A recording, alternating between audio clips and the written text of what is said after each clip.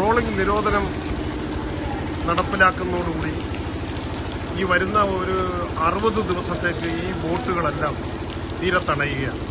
ഇത് കൂറ്റൻ ബോട്ടുകളാണ്. ഒരാഴ്ച മുതൽ 2 ആഴ്ചയും 1 മാസമൊക്കെ കടലിൽ മത്സ്യബന്ധനം നടത്തി മത്സ്യവുമായിട്ട് വരുന്ന കൂറ്റൻ ബോട്ടുകളാണ്. അപ്പോൾ ഈ ബോട്ടുകൾ നീണ്ടകര തുറമുഖത്ത് അടുത്ത് കിടക്കുകയാണ്. ഇവരുടെ പണി മതിയാക്കിയിരിക്കും. ഇവരിനിയിപ്പോൾ 60 ദിവസം ഇതിലെ തൊഴിലാളികൾക്കും എല്ലാം വിശ്രമമാണ്. അപ്പോൾ അവരിതിൻ്റെ മെയിൻ്റനൻസും കാര്യങ്ങളും ഒക്കെ ചെയ്ത് ഈ ഓരോ ബോട്ടും ഓരോ സംരംഭമാണ് എന്ന് മനസ്സിലാക്കണം. കേരളത്തിൽ ഏതാണ്ട് 1000-1200ഓളം ബോട്ടുകളുണ്ട്.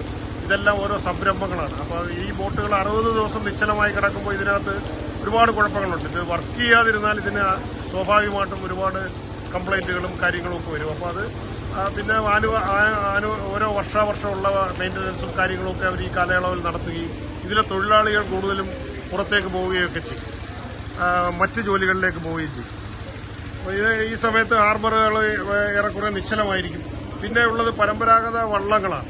പരമ്പരാഗത വള്ളങ്ങൾ ആണ് മത്സ്യബന്ധനം നടത്തുന്നത്. അവർക്ക് ഇതൊരു ചാകരക്കാലമാണെന്ന് പറയാം. കാരണം കടലിൽ ഒരു മത്സരമില്ല.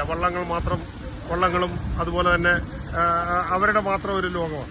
അപ്പോൾ അവർക്ക് ഈ ചാകരക്കാലം നല്ലതുപോലെ അവർക്ക് ഫിഷ് ചെയ്യാനും അവരുടെ വറുതികൾ മാറ്റാനും ഒക്കെയുള്ള ഒരു അവസരമാണ്. പക്ഷേ ഇതിനകത്ത് മത്സ്യസമ്പത്ത് സംരക്ഷിക്കുവാനായിട്ട് ട്രോളിംഗ് നിരോധനം നടപ്പിലാക്കുമ്പോൾ ഒരു വ്യത്യാസം 3 പതിറ്റാണ്ടുകളായി നടപ്പിലാക്കിക്കൊണ്ടിരിക്കുകയാണ് ഈ മത്സ്യസമ്പത്തിന്റെ സംരക്ഷണത്തിനായിട്ട്. പക്ഷേ ഈ കൂറ്റൻ ബോട്ടുകൾ പോലെ തന്നെയുള്ള അതേ വലിപ്പമുള്ള അതേ വലിയ 1 കോടിക്കും 1.5 കോടിയും വിലയുള്ള വലിയ വള്ളങ്ങൾ, 1ഉം 2ഉം ചൈനീസ് ഇഞ്ചൻ വെച്ച് പിടിപ്പിച്ച കൂറ്റൻ ഇഞ്ചൻ വള്ളങ്ങൾ നമ്മുടെ തീരക്കടൽ അരിച്ചു പറക്കുകയാണ് ഈ കാലയളവ്.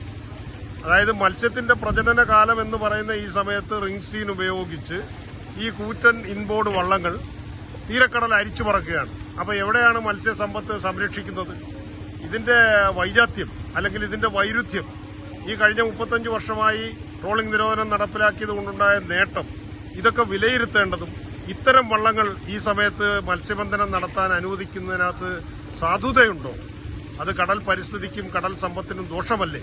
എന്നാൽ ചെറിയ വള്ളങ്ങൾക്ക് തുഴഞ്ഞു പോകുന്നവർക്കും ഇപ്പോൾ എല്ലാവരും യന്ത്രവൽകൃതമാണ്. എല്ലാവരും എഞ്ചിൻ ഘടിപ്പിച്ച വള്ളങ്ങളാണ്. അപ്പം ചെറിയ വള്ളങ്ങൾക്കും ഈ ഫൈബർ വള്ളങ്ങൾക്കുമൊക്കെ കടലിൽ ചൂണ്ടക്കാർക്കുമൊക്കെ പോകാനുള്ള ഒരു പ്രൊവിഷൻ ഉണ്ടാക്കണം. അതുപോലെ തന്നെ ഇത്തരം ട്രോളിംഗ് ബോട്ടുകൾക്ക് ഈ കാലയളവിൽ ട്രോളിങ്ങിനല്ലാത്ത തരത്തിലുള്ള മത്സ്യബന്ധനത്തിനുള്ള അവസരം കടലിൽ പോകാനുള്ളൊരു അവസരവും ഉണ്ടാക്കണം. അപ്പോൾ അതുപോലെ തന്നെ ഈ മാറി മാറി വരുന്ന മത്സ്യബന്ധന രീതികളും സാഹചര്യങ്ങളും മനസ്സിലാക്കിയിട്ട് ഈ ട്രോളിംഗ് നിരോധനം എന്നുള്ളത് കാലാനുസൃതമായി പുനഃപരിശോധിക്കുകയും അതിന് ചില നിലപാടുകൾ കൈക്കൊള്ളുകയും ചെയ്യേണ്ടതാണ്. ഈ കാര്യത്തെക്കുറിച്ച് മുഖ്യമന്ത്രിയോട് ചോദിച്ചപ്പോൾ അദ്ദേഹം പറയുന്നത് ഈ മത്സ്യത്തൊഴിലാളികൾക്ക് ദോഷകരമാകുന്ന ഒരു കാര്യം നമ്മൾ ചെയ്യില്ല. അപ്പോൾ അത് ആ മേഖലയിൽ സംഘർഷവും പ്രശ്നങ്ങളും ഉണ്ടാക്കും. പക്ഷെ അങ്ങനെയല്ല, ഇതുവരെ നടന്നുകൊണ്ടിരുന്ന ഒരു സംവിധാനം, അതിൽ വരുന്ന മാറ്റങ്ങൾ, അതുകൊണ്ടുള്ള നേട്ടങ്ങൾ, അപ്പോൾ അത് വിലയിരുത്തിയതിന് ശേഷം ഇത് സാധൂകരിക്കുന്ന അല്ലെങ്കിൽ പുതിയ രീതികൾ അതിനകത്ത് നടപ്പിലാക്കാവുന്നതാണ്. കടലിലെ മത്സ്യബന്ധനം എന്ന് പറയുന്നത് ഇപ്പോൾ കേരളത്തെ സംബന്ധിച്ച് ഒരു നിയന്ത്രണവുമില്ലാത്ത രീതിയിലുള്ള മത്സ്യബന്ധനമാണ് കേരളത്തിൽ നടക്കുന്നത്. അത് വലിയൊരു വിഷയമാണ്. അപ്പോൾ അതുകൊണ്ട് ഈ ട്രോളിംഗ് നിരോധനം നടപ്പിലാക്കുമ്പോൾ ഈ വലിയ ബോട്ടുകളെ തടഞ്ഞ് ഈ നിരോധനത്തിൽ ഉൾപ്പെടുത്തുന്നത് പോലെ തന്നെ ഇത്തരം വലിയ വള്ളങ്ങളെ പ്രവർത്തിക്കാൻ അനുവദിക്കുന്നത് ഒരു വൈരുദ്ധ്യമല്ലേ എന്നും ചൂണ്ടിക്കാണിക്കപ്പെടുന്നു.